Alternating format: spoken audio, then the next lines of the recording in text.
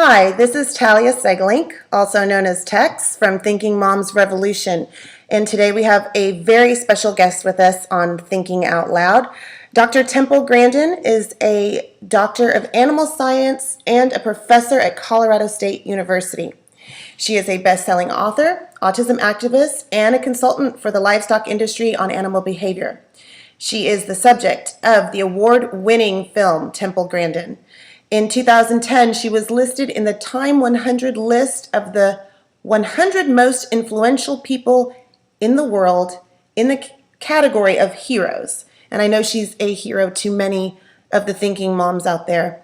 Her new book, The Autistic Brain, Thinking Across the Spectrum, explores the frontiers of neurological research on autism while giving us insight into her own history and experiences.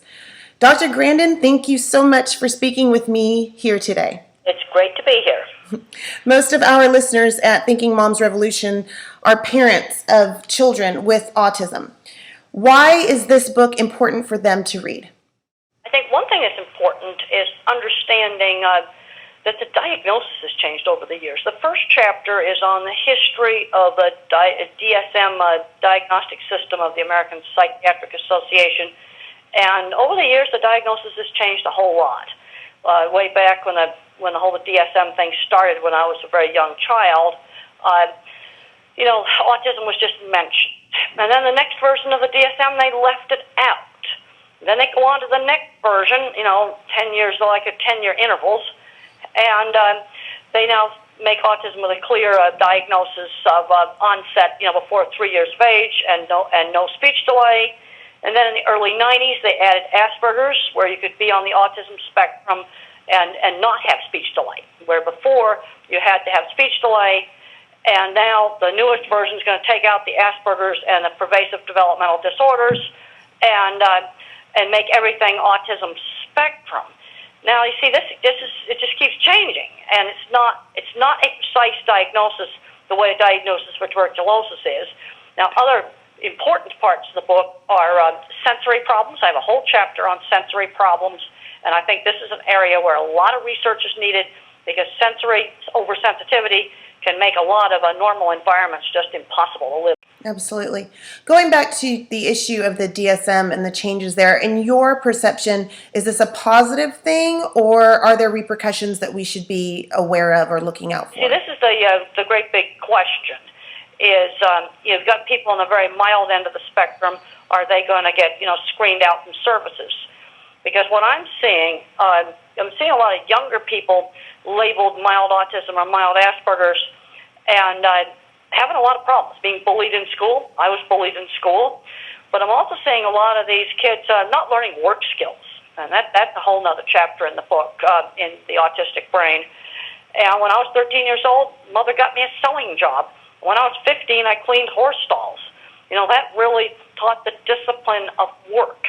And she also made sure that I had social skills. When I was a young kid, we did lots of turn-taking with board games. And when I was 7 or 8 years old, I would serve hors d'oeuvres at my mother's cocktail parties, and I'd have to shake hands with every guest. And actually, I liked that because it made me feel really grown up. And we've got to stretch these kids. I'm seeing some of these kids on the very mild end of the spectrum aren't learning basic things like shopping. Like you got a 19-year-old honors student, and she's never grocery shopped by herself. I was doing those sort of things long before 19 years old. Yes. So in your estimation, we have to keep pushing these kids to integrate. Now, you can't just shove them into a sensory situation that they can't tolerate. There are some individuals, even some fully verbal individuals, they can't tolerate a big supermarket, or they cannot tolerate a restaurant with 5 TVs going on at once. This is where the sensory issues come in, and those sensory issues are extremely, extremely variable. The other problem we've got with autism is this word autism covers such a big range. I mean, at one end of it, you've got a mildly autistic Asperger type of person, and that probably describes half the people in Silicon Valley.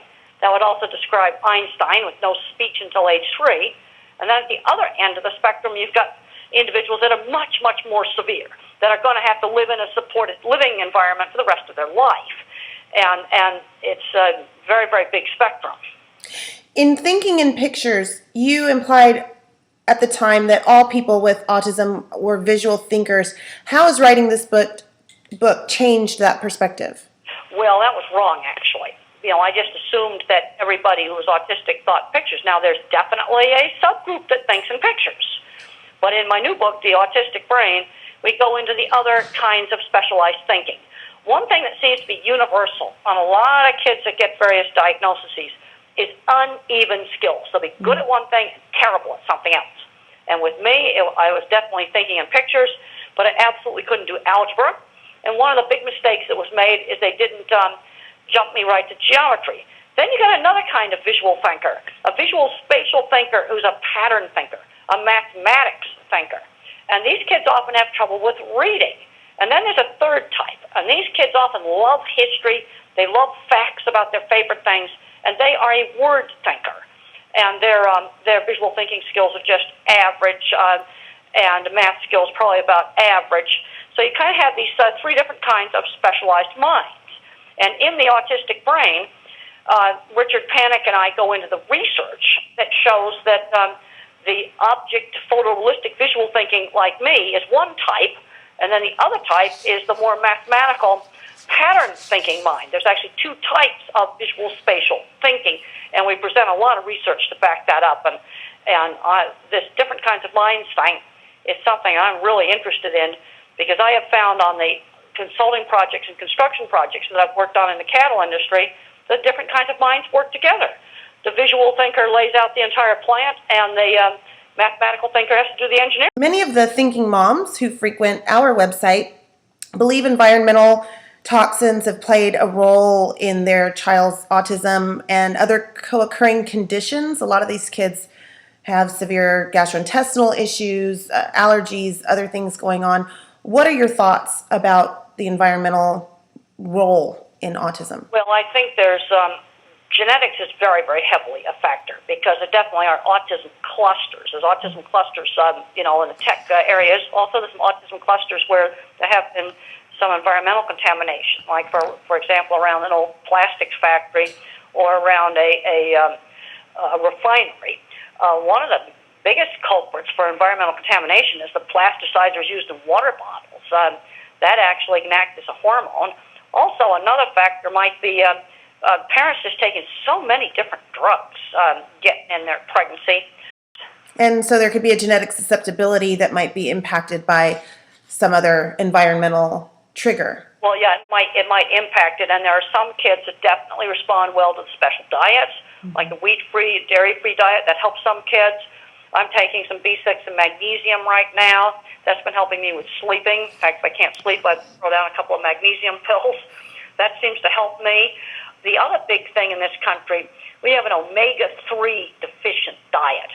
There's getting to be a lot of good science now that's showing that fish oil supplements and the omega-3 supplements are beneficial for the brain, just in a wide variety of ways.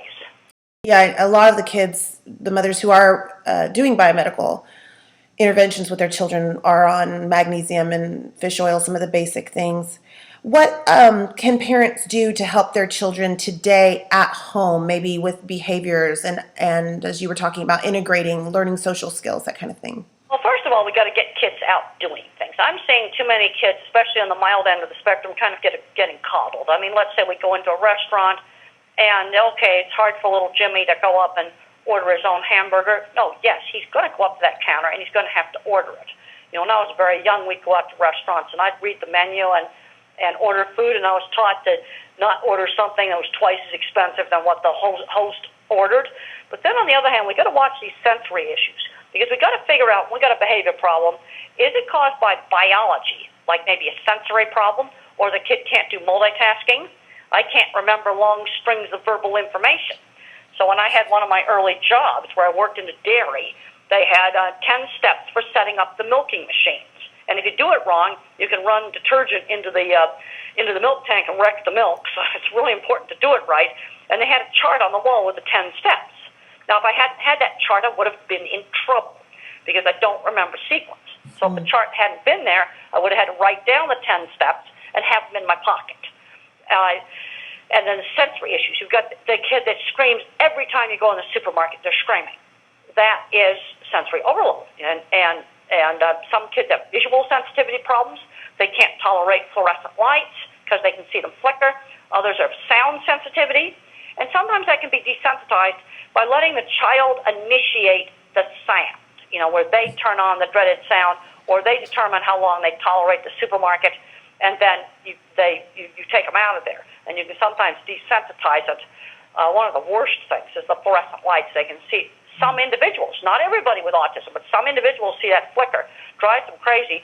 And in the Autistic Brain book, I've got a whole chapter just on sensory issues. Yes, that was a fascinating chapter. Really, the whole book is fascinating, some of the research that's going on. Where do you see research taking us in the future? Well, that's a difficult thing to say. I think one of my top priorities for research are sensory issues. And the sensory issues are not just in autism. You get them along with a lot of other labels. And one of the reasons why they're such a top issue is because in some individuals it makes it impossible to do normal stuff, like go out to a restaurant, go out to a football game, go to church. And then there's other kids like me. I had sensory issues, but they were milder. So we could do normal things. And we need to be developing better treatments for sensory issues. I still have problems with scratchy clothes. So I'm not going to wear scratchy things against my skin. I find that some cotton itches, other cotton does not itch, even though it's all 100% cotton. I've got to find things that are soft. How does a parent determine their child's strengths? You talk a lot about that in the book, parents focusing on strengths. And to what degree should they focus on strengths versus helping the deficiencies? Well, there's some deficiencies you got to help on, but I've seen working on deficiencies to the point we do nothing to develop strengths. Well, when kids get around 3rd or 4th grade, if they're going to have a real strength, you'll see it. Like the kid might be really good at building Legos. That will show up in the visual thinking minds and the mathematical minds. The kids that are good at art, like me, that showed up big time in 3rd or 4th grade. And my ability in art was always encouraged, but I was encouraged to do lots of different things. Because otherwise it would have been the same horse head drawing, over and over and over and over again. The kids that are good at math, that will often show up, in the elementary school grades. And well, then you give that kid the more advanced math book. Don't make him do baby math. Sure. But the little math geniuses often have trouble with reading. And then the word thinker will be good at writing. You'll start to see it show up at school, usually not at 2 or 3 years of age. My art ability showed up more around, 3rd and 4th grade. There are some exceptions to that, but build on strengths. And the other thing we've got to start teaching is work skills, because I had a lot of work experience, and a lot of it was volunteer, before I graduated from high school and college. And I'm seeing kids graduating from college, and they've never had a job, and they don't know the discipline of work. You got to get up in the morning, you got to be there. I had to clean those horse stalls every day, and I was proud of the fact that I was allowed to manage the horse barn. I took a lot of pride in that. But there were some parts of that job that were not fun, like carrying bushel baskets of sawdust up the stairs to bed the stalls. There was nothing fun about that. I hated that, actually.